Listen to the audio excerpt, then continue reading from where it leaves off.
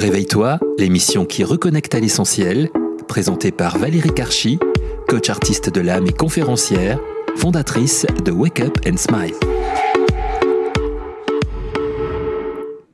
Mes très chers auditeurs, bonjour, ravie de vous retrouver pour un nouvel épisode de votre émission Réveille-toi, qui a pour vocation d'éveiller et de réveiller des dimensions encore insoupçonnées en vous.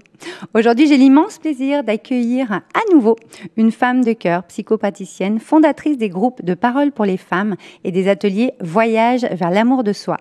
Auteure traduite en plusieurs langues, spécialiste de la dépendance affective, de la question amoureuse et de l'hypersensibilité, elle vient nous parler dans cette émission de son ouvrage puissant intitulé « Le grand amour, se préparer à la rencontre ». Bienvenue Géraldine Prévost-Gigant. Merci Valérie, je suis ravie d'être là.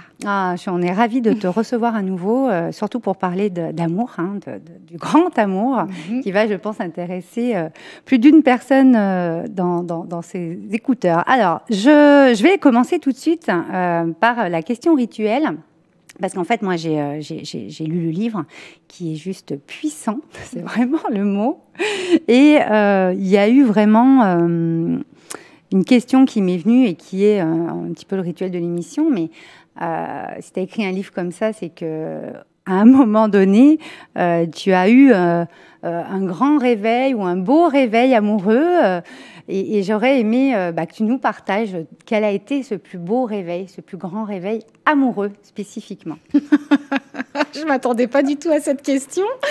Je dirais que ça a été un long processus. En fait, l'éveil amoureux n'a pas eu lieu d'un coup d'un seul. Pour moi, ça a été un long processus de préparation, d'où se préparer à la rencontre, qui est le sous-titre du livre. Et c'est vraiment ça, pour moi, qui est le plus important, parce que je pense qu'il y a tout un travail intérieur qu'on peut être amené à faire pour pouvoir recevoir l'amour amoureux, mais aussi l'amour amical, l'amour sous toutes ses formes. J'ai pour habitude de dire que l'amour est en fait prend toutes les formes de l'arc-en-ciel. Mais c'est vrai que le grand réveil a été un réveil amoureux, bien entendu, et a été une grande rencontre qui a eu lieu après l'écriture de ce livre. Intéressant. Donc ce livre a été la synthèse de pas mal de mes expériences et aussi de ce que j'ai observé chez les personnes que j'accompagne. Oui, on le ressent bien à la lecture, c'est très très puissant pour ça justement. Mais il y a en effet une suite pour moi en tant qu'auteur de cet ouvrage, c'est-à-dire que cet ouvrage est la synthèse de mes observations personnelles et professionnelles, et après l'écriture de cet ouvrage, il y a aussi la suite de ma vie, bien entendu. Et donc la grande rencontre de ma vie a eu lieu juste après l'écriture de ce livre, comme si ce livre avait ouvert la porte ou bien m'avait préparé. Moi, je suis de toute façon convaincue que on écrit pour transmettre notre connaissance à nos lecteurs, mais que le livre lui-même est un agent de transformation pour l'auteur. Et que il marque des étapes de vie. C'est-à-dire que moi, je pourrais regarder mes publications, elles représentent symboliquement des parties de ma vie, en fait. Voilà, j'ai un rapport au livre aussi qui est très de cet ordre-là. C'est-à-dire, je suis convaincue que le livre, dans son écriture, mais aussi sa lecture et son existence, est porteur de messages, est porteur de quelque chose. Enfin voilà, moi j'ai une relation à cet objet qui n'est pas pour moi un objet, mais en tout cas la matérialisation d'une somme d'informations. Et ensuite, on est libre d'en faire quelque chose.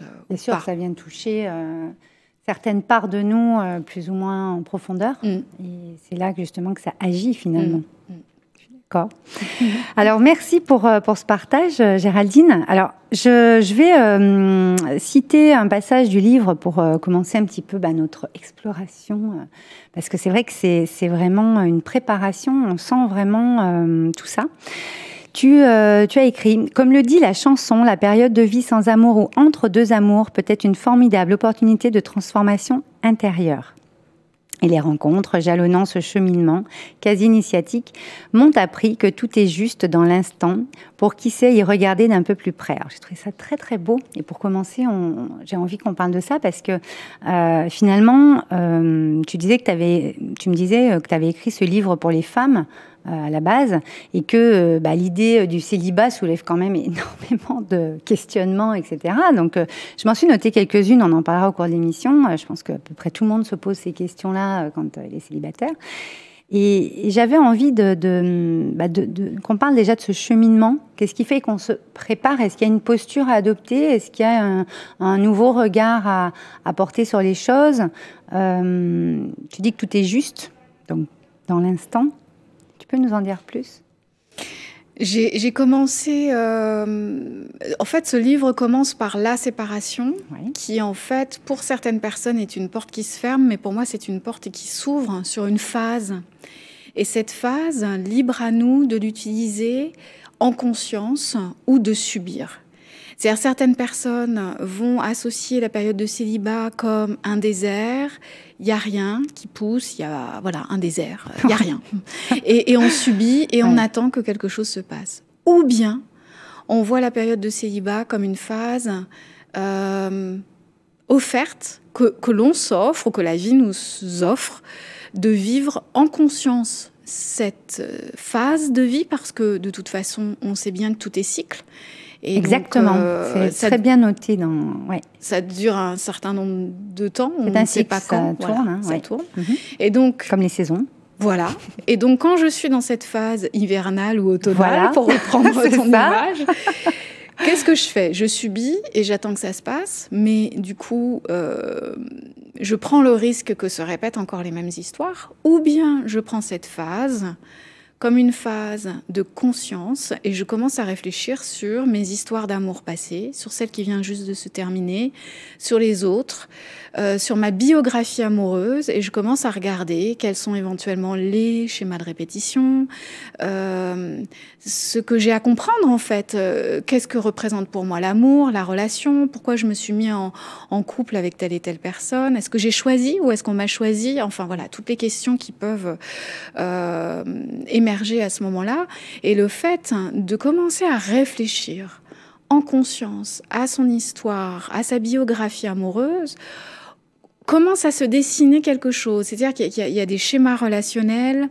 il y a des répétitions, on est influencé par le passé, par nos croyances limitantes, aussi par nos croyances aidantes, et donc je vais commencer à faire le tri, à ranger tout ça. Qu'est-ce que je garde, qu'est-ce que je laisse, qu'est-ce que j'ai à comprendre?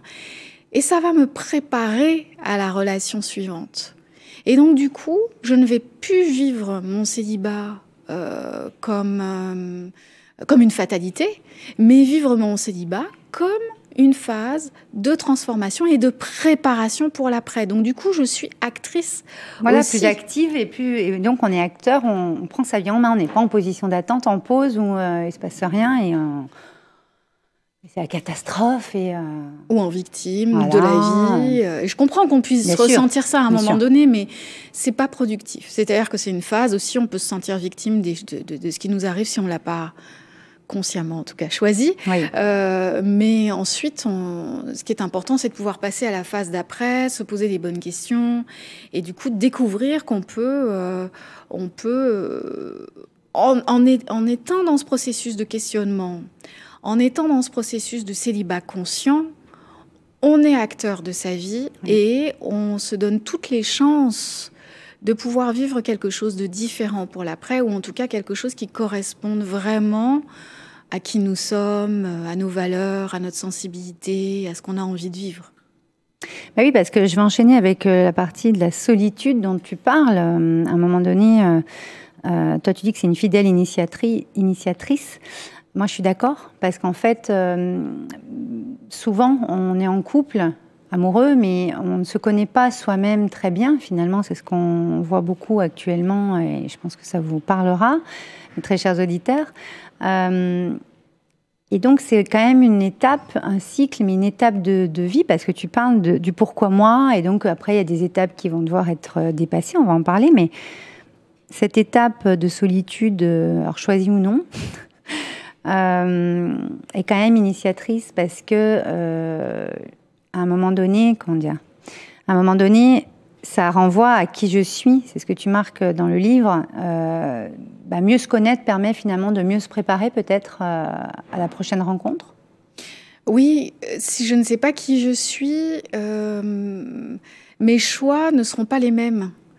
Dans le couple que l'on forme, il y a... L'autre nous renvoie des parties de nous-mêmes dont on n'avait pas forcément conscience, et on renvoie aussi des parties de lui-même dont il n'avait pas conscience jusque-là. Et c'est en ça que le couple est un formidable espace de travail sur soi, d'évolution. Mais si on ne se connaît pas soi-même, nos choix de cet autre ne vont pas être les bons. C'est biaisé, en fait. C'est biaisé. Et souvent, les gens se cherchent à travers les autres. Et oui, c'est pour ça que je te parle de ce sujet-là. Je trouve que c'est très intéressant parce que souvent, c'est vraiment dans le regard de l'autre qu'on pense se connaître. Mais est-ce qu'on se connaît vraiment soi-même déjà, nous-mêmes, à l'intérieur de nous, seuls ? Et cette phase de solitude, elle permet de se rencontrer. Mais c'est ce qui fait aussi très peur. C'est-à-dire que nous sommes dans une société qui nous sollicite. On est constamment happés à l'extérieur de nous-mêmes. Et la solitude ramène à soi, c'est-à-dire qu'on est moins sollicité par des informations environnantes, ne serait-ce qu'au niveau sensoriel. Le fait d'être seul, il y a moins de stimulation externe et donc on va tout d'un coup prendre conscience ou un peu plus conscience de ce qu'on ressent à l'intérieur, ne serait-ce qu'au niveau vraiment corporel, sensitif, voire émotionnel. Et ça peut aussi faire peur parce que on n'est pas habitué, parce qu'on n'a pas été éduqué comme ça, ou parce que c'est pas dans nos habitudes. Et c'est pourtant dans des moments de solitude qu'on peut être amené à prendre conscience de ce qui nous habite. Donc il y a des personnes qui ont par exemple une problématique d'abandon qui vont ressentir le vide de l'abandon. C'est-à-dire le vide de l'abandon va s'activer et c'est là qu'un travail sur soi est nécessaire. Et quand on a guéri certaines blessures, on s'aperçoit que la solitude peut être non pas sombre mais lumineuse. Et c'est quand nous apprécions d'être seuls avec nous-mêmes que l'on a l'information en fait qu'il y a un commencement de réconciliation avec soi-même. Quand nous avons peur d'être seuls avec nous-mêmes, c'est que nous sommes séparés de nous-mêmes, c'est que nous-mêmes est un inconnu, une inconnue, et qu'il y a éventuellement un vide, mais c'est le vide de la méconnaissance de soi. Et quand on a fait un travail sur soi, la solitude est même savoureuse parce qu'elle nous permet de nous recharger, elle nous permet de faire le point, elle nous permet de faire une pause, elle nous permet de nous reconnecter à nous-mêmes. Et donc c'est pour ça que je parle de la solitude sombre, qui est celle où on va être en contact avec nos blessures, et ça nous fait peur, et pourtant il faut traverser ça accompagné d'un professionnel, bien sûr, parce que sinon ça peut être très angoissant. Et la solitude lumineuse, qui est celle où on est en paix avec nous-mêmes. Et quand on est en paix avec soi-même, on ne va pas interagir de la même façon. Et on a d'autres types de rencontres aussi. Moi, je pense que vraiment, il y a quelque chose qui se modifie à l'intérieur de soi et donc à l'extérieur de soi. Ah oui, parce que tout part de soi. Donc forcément, après, notre environnement va se modifier en fonction de ce qu'on a modifié en nous, finalement. Voilà, exactement. C'est primordial. Non, mais c'est très intéressant. Il y a tout un chapitre sur le célibat, une solitude nécessaire. Je suis complètement d'accord, mais ça fait très peur dans une société, effectivement, et je pense que c'est important d'en parler aujourd'hui dans l'émission parce que quand on comprendra que la solitude, finalement, est quand même le point de départ de beaucoup de choses après, on le comprend bien dans le livre. Hein. Après, tu nous parles des différents profils d'amoureuses, etc. C'est très, très intéressant. Moi, j'avais envie de parler également de la reproduction du modèle parental. On parle un petit peu, enfin, t'en parles beaucoup à un moment donné.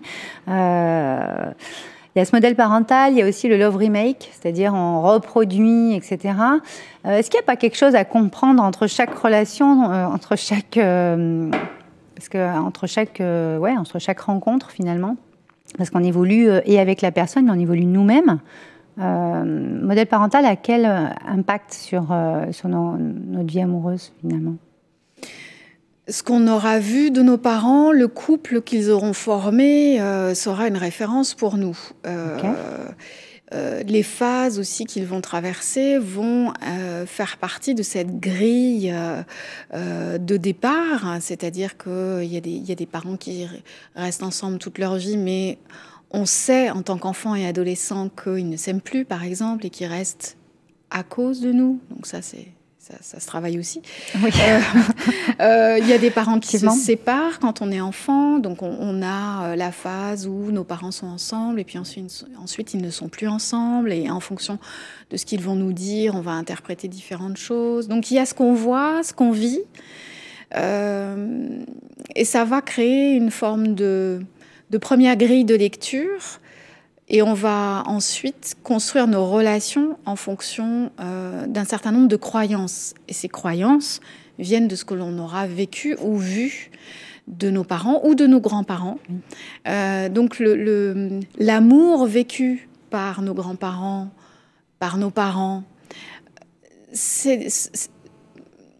vont être une forme de référence concernant l'amour. Et nos choix vont être influencés par ça, jusqu'à ce qu'on en prenne conscience. Ensuite, la répétition de ce que l'on va vivre va Love remake, voilà, le love remake va creuser encore plus le sillon de certaines croyances. Ouais.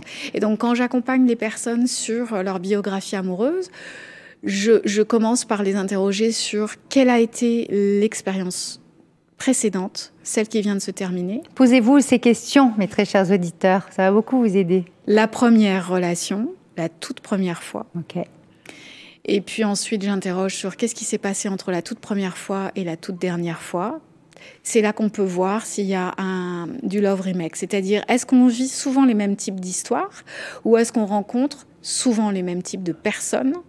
Je veux dire, pas forcément, je rencontre toujours des bruns aux yeux bleus parce que c'est mon type physique, mais un profil psychologique. Voilà, c'est plus subtil que ça. Avec des comportements, des mécaniques relationnelles, de communication, etc. Et ensuite, je remonte avec la personne. Quels ont été les couples que cette personne a vus ? Oncles, tantes, grands-parents, parents, etc. Et là, commence à devenir de plus en plus clair les références sur l'amour qu'a la personne. Et on découvre qu'il y a forcément des liens. Après, il y a aussi ce que l'on a vécu avec nos parents, la qualité de lien, la non-qualité de lien, ce qu'eux ont tissé entre eux, mais ce qu'eux ont tissé avec nous. Oui. Toutes les formes d'amour, les qualités ou non, les qualités relationnelles ou pas de qualité, tout ça, ça va jouer sur notre façon d'interagir avec l'autre, et bien entendu encore plus au niveau amoureux. Et c'est là qu'on va découvrir s'il y a de la dépendance affective ou s'il y a de la phobie de l'engagement, ou bien lorsqu'on est persuadé qu'on n'a pas le droit à l'amour. Il y a aussi, si on a une relation fusionnelle avec un des parents, comme par hasard, on va toujours rencontrer des personnes avec qui des amoureux ou des amoureuses avec qui ça ne pourra jamais se passer. Comme ça, on garde toujours le lien fusionnel avec un des parents. Voilà, il y a plein de tiroirs, en fait, à aller ouvrir et de découvrir, en fait, comment tout ça s'est tissé, comment je me suis construite au niveau relationnel, quelles sont mes croyances sur l'amour. Et tout ça va expliquer mes choix. Et quand j'en prends conscience, je peux, du coup, en étant consciente, réorienter mon navire, ajuster. Exactement, ajuster. C'est une question de choix finalement. Oui. Plus je suis consciente, plus je suis libre. Parce que plus je suis consciente, plus je peux choisir. Moins je suis consciente, moins je choisis. Et je vais vers. On se laisse attirer par ce qui se passe à l'extérieur. C'est ce que tu disais en début d'émission. Et par notre inconscient. Ah oui. Qui nous pousse à faire tel et tel choix. Et quand on passe en mode conscience, c'est là que ça s'élargit, que le champ des possibles est beaucoup plus large. Et pour moi, c'est là que se trouve notamment, pas seulement, la liberté. Complètement. Alors justement, moi je vais enchaîner dans la 5e partie du livre, donc c'est vraiment se préparer à la rencontre. Après on va passer à la rencontre, très chers auditeurs, vous n'inquiétez pas. Mais tu parles dans le chapitre 1 de cette partie-là, d'accepter d'être impuissante face au destin. J'ai beaucoup aimé parce que l'acceptation est quand même une immense clé, comme toujours, mais là aussi en fait. Accepter ce qu'on a vécu, accepter ce qui s'est passé, ce qu'on est finalement dans l'instant présent, ce qu'on disait tout à l'heure. au niveau de cette impuissance face au destin, tu vois, tu parles d'en finir avec la lutte et accepter. On en a parlé un petit peu tout à l'heure, mais moi j'avais envie de creuser un petit peu là-dessus parce que c'est quand même explorer son inconscient, c'est tout ce qu'on vient de dire. Renoncer à l'illusion de toute puissance. Bon, après on a un petit exemple sur Irène ou la fin de sa colère. Cette illusion-là, c'est quoi ? Je pense qu'elle vient de notre société consumériste. Et nous sommes dans une société de consommation. Nos moyens de télécommunication font que dès que j'ai besoin d'un truc, j'ai une appli pour ça. Même pour l'amour. Enfin, voilà. Donc j'ai besoin, j'ai envie de sushi, j'ai mon application pour les sushis, j'ai envie d'un mec ou d'une nana et j'ai une application pour ça. Ouais. Donc en fait, dès que je veux quelque chose, j'ai qu'à appuyer sur un clic. Je fais un clic et j'obtiens. Ouais. Et quand j'en ai marre, je jette. Ouais. Donc, ce sont des formidables outils de communication, mais en même temps, ça fausse aussi notre rapport au monde et notre rapport aux autres. De plus, nous sommes dans une société consumériste, c'est-à-dire si j'ai besoin d'un truc et que j'ai les moyens financiers, je peux l'obtenir. Et ceci fausse notre rapport au monde. Et moi, je vois émerger depuis un certain nombre d'années, ce qui n'était pas le cas quand j'ai commencé. Le cabinet psychothérapie est une formidable fenêtre sur la société. Bien sûr. Je vois évoluer en fait la société au travers des témoignages des personnes, de leurs souffrances et aussi de leurs mécanismes de pensée et d'action. Et donc je vois des personnes qui souffrent de leur célibat, parce qu'ils le vivent comme quelque chose qu'ils subissent et ils sont dans une frustration de ne pas pouvoir rencontrer alors qu'ils ont décidé de rencontrer. Okay. Et donc il y a une forme de colère comme ça, de frustration totalement pas gérée. Je comprends pas, je veux rencontrer quelqu'un, mais ça ne se produit pas. Je suis prête, ouais, voilà. Je vois très bien. Et donc ça crée ça crée vraiment des énergies internes qui sont absolument pas productives. Et moi, je vais vraiment les accompagner. Et c'est ce que j'ai voulu transmettre dans ce livre sur la notion que on a des désirs, mais il y a la vie. Il y a aussi tout ce qu'on ne maîtrise pas. C'est aussi merveilleux parce que c'est le mystère de la vie. C'est aussi comme ça qu'il y a des surprises dans l'existence qui nous arrivent et c'est génial et on s'émerveille. Il faut absolument maintenir cet émerveillement. Mais si je suis dans « je veux, j'obtiens », et ça, en fait, qui est de l'ordre du contrôle, c'est-à-dire je me donne l'illusion, je contrôle ma vie. Le bonheur, à mon avis, ne se situe pas là. Il se situe plutôt dans le fait que la vie décide. Moi aussi, je décide de certaines choses. Mais je ne suis pas seule décisionnaire et il y a des choses qui m'échappent. Et je dois, pour mon bien-être intérieur, accepter qu'il y ait des choses qui m'échappent, qu'il y ait un timing de vie aussi qui m'échappe, que je ne sais pas ce qui va se passer demain. C'est ça l'initiation en soi, finalement, dont tu parles au début du livre avec les cycles. C'est que ça va venir nous chercher sur quelque chose en nous. Et le temps là qu'il va falloir pour aller venir toucher et libérer ça, par exemple, c'est le timing en fait qui nous remet en fait en perspective les choses de ce qu'il y a à l'intérieur de nous. Qu'on voit une autre dimension de nous-mêmes finalement grâce à ce temps-là qui est passé, qui s'il n'était pas passé, on n'aurait pas vu ça en fait de ce qu'il y a en nous, peut-être. Le temps est un de mes sujets. J'adore. C'est obsessionnel, je dois bien l'avouer. Et alors, merci de mentionner la notion de temps, parce que je trouve que justement, dans cette société de consommation, cette société de rapidité, les gens ne supportent plus d'avoir du temps. Parce que ça crée un vide. Et pourtant, en effet, la dimension initiatique ne peut être active et opérante qu'en se donnant du temps. Et oui. Et je vois que dans ce vide qui est un espace finalement d'exploration. Exactement. Et c'est là où je vois des personnes qui arrivent en cabinet et qui veulent tout de suite. Et oui, ils ont pris rendez-vous. Aller mieux, mais maintenant, quoi. Allez. Tout de suite, tout de suite, tout de suite. Et pourtant, il est nécessaire que ces personnes-là prennent le temps de se découvrir, de comprendre, se laisse le temps aussi qu'il se passe des choses entre les séances de travail sur eux-mêmes, que la magie puisse opérer. La magie ne peut pas opérer s'il n'y a pas l'espace-temps. Ben non, il faut laisser un espace pour lui, faut lui laisser de l'espace, cet espace qui va permettre que ça arrive. Oui, tu dis de s'ouvrir au monde et vivre avant tout, en fait, hein, se libérer de la pression sociale, avoir l'audace d'aller dans l'inconnu. Et pour vivre sereinement l'incroyable, j'aime bien accepter l'inattendu, c'est vraiment vivre sereinement l'incroyable, accueillir la surprise, parce que finalement on a envie d'être surpris, mais en fait est-ce qu'on en a vraiment envie? Peut-être pas, puisqu'on est dans le contrôle. Tu as parlé du contrôle, moi j'aime bien aussi la notion de contrôle, parce que des fois on ne se rend pas compte qu'on est dans le contrôle. Absolument, tout à fait. C'est ce que je disais tout à l'heure par rapport au fonctionnement de notre société, c'est-à-dire qu'on est amené à être dans le contrôle, même s'en apercevoir, parce que notre société fonctionne de plus en plus avec cette immédiateté.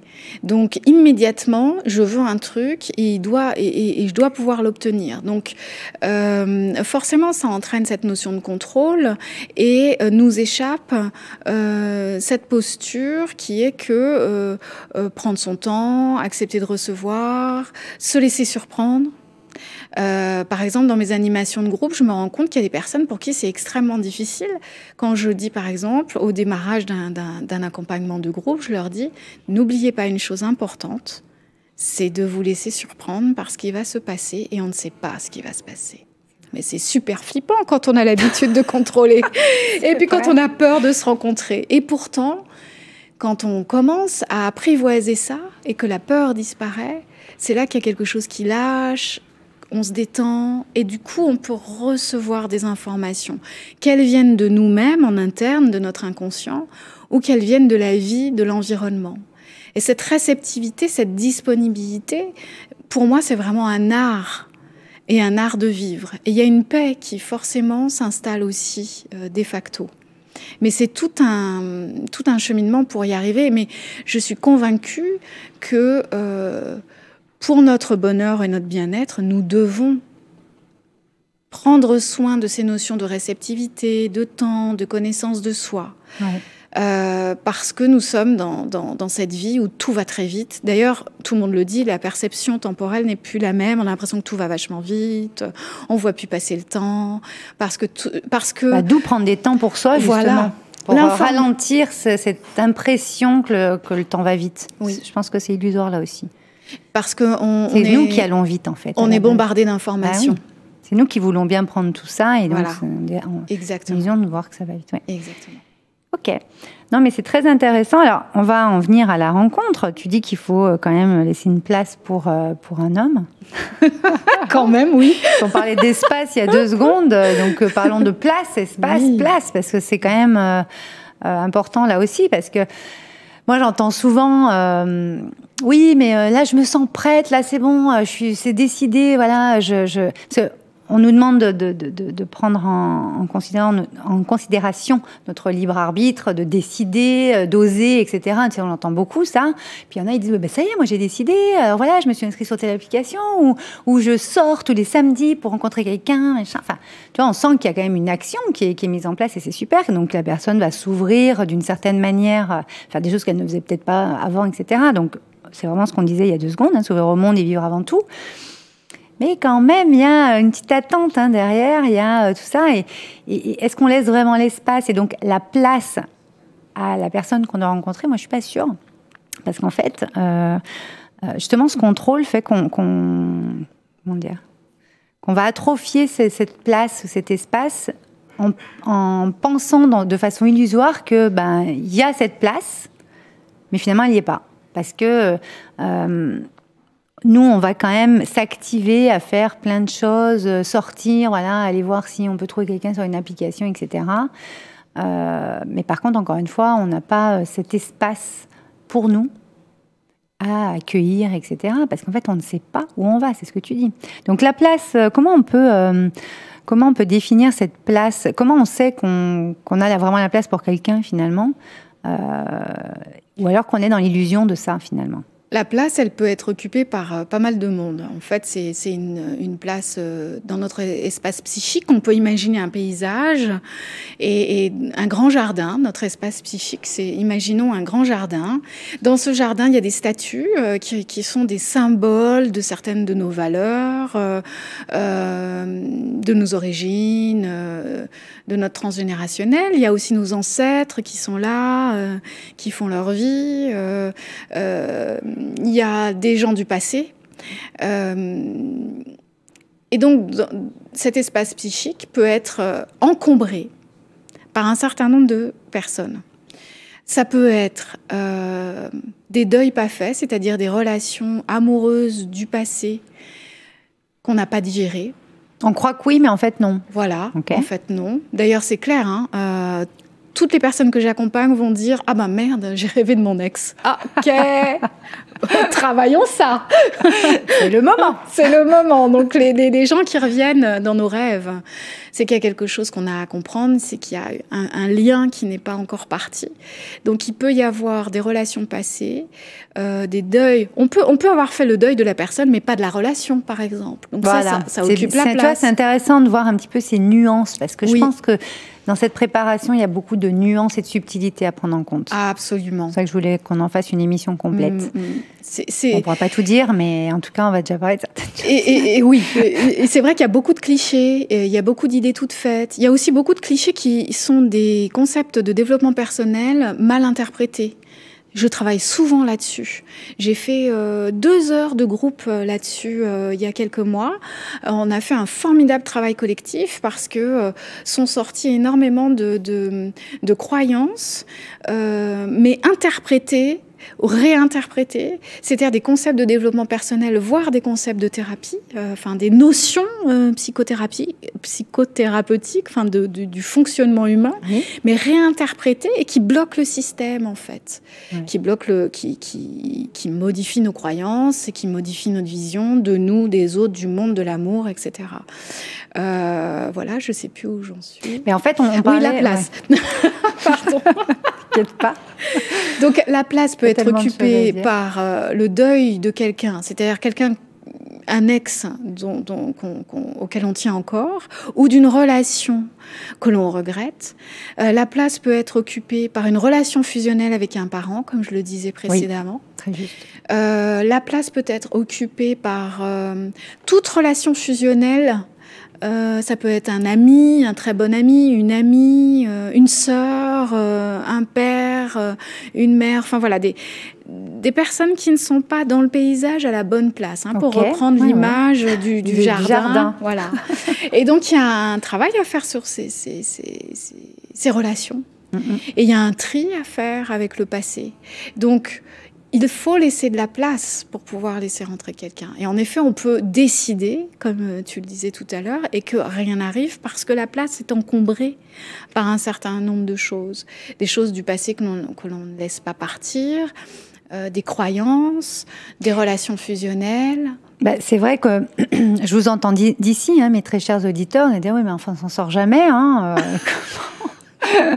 il y a toujours, c'est vrai, un petit détail dans une vie. Il y a beaucoup de détails subtils comme ça qui ne sont pas laissés au hasard. Et c'est important justement d'aller voir des choses qu'on ne voit plus, en fait, je pense. C'est ce que tu es en train de dire. Et cet espace fait qu'on va arriver à prendre du recul ou faire un pas de côté, voir sous un autre angle la situation, notre situation, et c'est difficile de le faire pour soi tout seul. C'est pour ça qu'il faut être accompagné, effectivement, parce que ça va permettre de mettre en lumière des choses qui sont en fait dans l'ombre, mais on n'a pas vu que c'était dans l'ombre. C'est comme le plan du métro. Si on est le nez dessus, on n'arrive pas à trouver la station qu'on cherche. Et si on fait 2 pas ou 3 pas en arrière, ou bien que quelqu'un arrive derrière nous, tout de suite, cette personne va trouver ce qu'on cherche. Parce qu'on est trop près. Et j'entends souvent des personnes qui arrivent dans mon cabinet qui disent « J'ai fait tout un travail sur moi. » Et je pose toujours la question en disant « Mais accompagné ou seul ? » Seul. Et donc... Ok, il y a eu des prises de conscience suivant... Ouais, mais on a un énorme inconscient tellement énorme. C'est impossible d'aller regarder dans certains espaces même qui nous font peur, où il y a des souffrances, des douleurs. Donc nos mécanismes de résistance, il y a un système automatique qui nous protège de ce qui nous fait peur ou de ce qui nous fait mal. Mais si on est accompagné par quelqu'un, on va pouvoir aller regarder et les informations vont commencer à émerger. De toute façon, moi je suis convaincue que cette initiation de la connaissance de soi, elle se fait avec l'autre. Que le lien, la relation, c'est la clé de tout. Je suis d'accord. Ça, on en parlera dans une prochaine émission. Alors, j'ai noté quelques petites choses. On va bientôt terminer, mais dans le livre, on arrive quand même à voir toutes ces étapes. Comment bien vivre cette étape de vie du célibat, comment ne pas reproduire les mêmes erreurs, ça on en a parlé un petit peu aussi, comment rencontrer un autre type d'homme ou de femme, parce que bon, là il est destiné aux femmes, mais on est d'accord que tout... On va pas en parler aujourd'hui, mais les hommes aussi ont besoin de retrouver leur place. C'est dur. La femme a beaucoup évolué ces dernières années, donc c'est ni simple pour les uns, je pense, ni simple pour les autres. Donc il y a tout ça, il y a beaucoup de choses qui ont bougé. Il y a comment garder espoir et croire encore à l'amour. Moi, j'aimerais qu'on parle de ça. Voilà, parce que bon, on a parlé de comment bien vivre le temps qui passe, etc., ne plus avoir peur d'aimer, de souffrir. Mais comment garder espoir et croire encore à l'amour, ça serait bien pour terminer l'émission d'en parler quand même, parce que la rencontre, tu dis qu'il y a l'indispensable cristallisation, t'en parles dans le livre, je ne vais pas tout dévoiler, mais voilà, comment croire encore à l'amour? J'ai eu envie d'écrire sur la notion d'espoir et de croire encore à l'amour parce que j'ai constaté qu'il y avait beaucoup de personnes qui avaient renoncé à l'amour, c'est-à-dire c'est pas pour moi, c'est pour les autres. C'est complètement en lien avec l'amour de soi. Eh oui. C'est le sentiment qu'on ne mérite pas. Les autres sont mieux que moi, eux ils y ont droit, mais moi je suis pas assez bien. Moi, je suis de ceux qui n'ont pas de chance. Moi, je suis de ceux qui sont punis. Enfin, voilà. Et ça, ce sont totalement des croyances limitantes. On est bien d'accord. Soit c'est encore une fois prendre sa responsabilité vis-à-vis de soi-même, par amour de soi, justement, non? Exactement. S'aimer soi-même, c'est prendre conscience que, comme tout être sur Terre, nous avons droit... C'est même pas un droit, c'est notre destinée. Nous sommes là pour ça, je pense. On est là pour ça, d'accord avec toi. D'être aimé et d'aimer. Sauf que l'amour arrive par surprise. On en revient à oser se laisser surprendre. Ouais. On ne sait jamais, mais quelles que soient les rencontres, on ne sait jamais sur qui on va tomber, si je puis dire. On ne sait jamais ce qu'il va se passer. Et c'est pour ça que je dis qu'il faut garder espoir, c'est qu'on ne sait jamais ce qu'il va se passer. Et c'est formidable. Alors ça peut faire peur à certaines personnes, mais en même temps pour ceux qui sont avec cette perte d'espoir, je pense que c'est extrêmement important de se dire que, moi c'est ce que je dis aux personnes que j'accompagne, la vie avant tout. Ouais. Aime-toi, aime la vie et les choses vont se faire. Mais oui, parce que quand tu parles de la rencontre, je vous laisserai découvrir dans le livre, je vais mettre le lien bien entendu pour que vous puissiez le commander. Sur la partie de la rencontre, tu parles de l'indispensable cristallisation, là je viens de le dire. Ne pas confondre enthousiasme et précipitation, tout ce qui est trouble de la confiance, etc. J'ai bien aimé aussi les risques du no limit. C'est quelque chose que j'aime bien parce que on croit que c'est nos limites, mais en fait, il y a des limites, c'est le respect de soi finalement derrière. Et puis tu parles de l'homme différent, cette perspective du bonheur d'un homme différent avec différents types d'hommes, ça vous découvrirez, mais moi ça m'a interpellée, un homme différent, parce qu'en fait notre société est quand même une société d'images et de stéréotypes, etc. Nous-mêmes, nous avons une image de nous-mêmes spécifique, et donc d'envisager de rencontrer quelqu'un de différent de ce qu'on a toujours voulu, comme le prince et la princesse, ou voilà, on va découvrir quelqu'un qui n'aura peut-être pas physiquement en termes d'image ce qui va aller avec nous, mais par contre dans son cœur, dans sa puissance intérieure, dans son empreinte à la personne, à cet homme différent, par exemple, si on prend cet exemple-là, l'image est en fait finalement bien après tout ça, parce qu'en fait la puissance d'une rencontre, je pense, c'est de se reconnaître en l'autre et d'avoir, comme un puzzle, là, tu sais, d'alchimiser un petit peu chacun son empreinte finalement, et de découvrir de la beauté en quelqu'un, mais pas que par l'extérieur en fait, pas que par l'image. L'homme autre est aussi un homme qui va être différent de ceux que j'aurais rencontrés en termes de fonctionnement relationnel, communicationnel et j'ai perdu le mot. Donc, ce sera de toute façon... Moi, j'invite toujours les personnes... C'est-à-dire qu'en fait, on va pouvoir trouver qui est l'homme autre si on a compris notre love remake. Voilà. Si je connais mon système de répétition, c'est-à-dire qu'est-ce qui se répète en termes de relations, qu'est-ce qui se répète en termes de rencontres, c'est-à-dire quel type de personnes je rencontre fréquemment, quel profil psychologique, quel serait un homme autre, c'est-à-dire un homme qui ne soit pas du même moule que ceux que j'ai rencontrés auparavant, qui, eux, ne me correspondent pas. Et proviennent aussi de mes névroses, du contenu de mon inconscient, de mes croyances limitantes, de mes traumas, etc. Quel va être cet homme autre qui va correspondre à celle que je suis devenue, à celle qui a guéri ses blessures, à cette femme qui est connectée à son pouvoir de femme, celle qui est connectée à son pouvoir créateur, celle qui est véritablement en connexion avec elle-même, qui est en paix avec elle-même et qui savoure sa liberté et qui n'est plus dépendante de l'idée de rencontrer quelqu'un. C'est réveiller sa puissance intérieure un peu, hein, finalement. C'est complètement réveiller sa puissance intérieure et être libre. C'est-à-dire que les personnes qui souffrent de célibat et qui veulent absolument rencontrer sont dépendantes déjà de quelqu'un qu'elles n'ont pas encore rencontré. Et oui. Et donc, il n'y a pas... Ils sont dans le futur, en fait. C'est pour ça qu'on parlait d'instant présent aussi tout à l'heure. Hein. Exactement. Et du coup, dans cet instant présent, on crée cet espace-temps qui se rallonge, cet espace, et on est vraiment connecté à soi. Et il n'y a plus cette dépendance à l'idée de rencontrer quelqu'un d'idéal, mais on savoure sa liberté de femme, et donc, du coup, en effet, sa puissance. Et c'est là que on va être aligné et dans une façon de relationner avec le monde et les autres qui va être très constructive. Voilà. Moi, je pense que ça peut être un bon conseil pour garder le sourire, hein, le smile quand on est célibataire, ça. Oui, absolument.